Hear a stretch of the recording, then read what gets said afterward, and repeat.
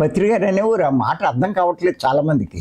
ఆయన ఏమనేవారు అంటే, ఎవరిని చూసినా నేను బిర్లా అవ్వాలి, నేను రిలయన్స్ అంబానీ అవ్వాలి, ఆదాని అవ్వాలి, ఇలా అవ్వాలని ఆ రకంగా ప్రయత్నిస్తున్నారు. కానీ నేను ఒక వివేకానంద అవ్వాలి, నేను రమణ మహర్షి అవ్వాలి, నేను షిరిడి బాబా అవ్వాలి అని ఎవ్వరూ ప్రయత్నించరే. చాలా ఆశ్చర్యంగా ఉంది అంటారు పత్రికారు. ఎందుకన్నారు ఈ మాటలు? ఆయనకి తెలుసు కాబట్టి.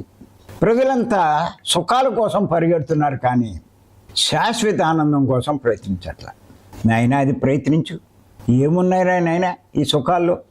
ఇప్పుడు భార్య ద్వారా భర్త ద్వారా పొందిన సుఖాలు ఇంతకుముందు జన్మల్లో నువ్వు పొందలేదనుకుంటున్నావా?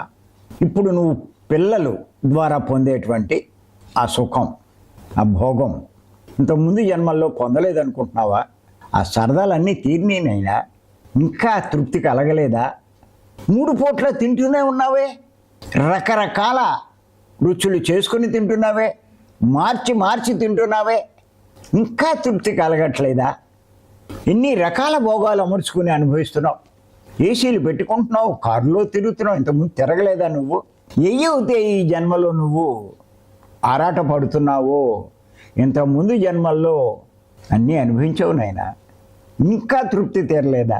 గుర్తు పెట్టుకో. వాళ్ళు చెప్పేది ఏమిటి అంటే, పత్రికారు చెప్పే మాటలో, ఇలాంటివి ఇంకొక 100 జన్మలు నువ్వు అనుభవించినా కూడా నీకు తృప్తి కలగదు. నీకు తృప్తి కలగాలి అంటే ఈ సుఖాలు సంతోషాలు కాదు, ఆ ఆనందానుభూతి, ఆ బ్రహ్మానందానుభూతి అది పొందు. దానికి మించింది సృష్టిలో ఇంకొకటి లేదు. అది సంపాదించుకో, అది పొందు. ఏమీ వద్దంటావు. ఒక రమణ మహర్షిలా గోచి పెట్టుకుని హాయిగా జీవిస్తావు. ఇంకా దేన్ని లెక్క చెయ్యవు. నీ క్యాన్సర్ వచ్చినా లెక్క చెయ్యవు, నేల మీద పడుకున్నా లెక్క చెయ్యవు.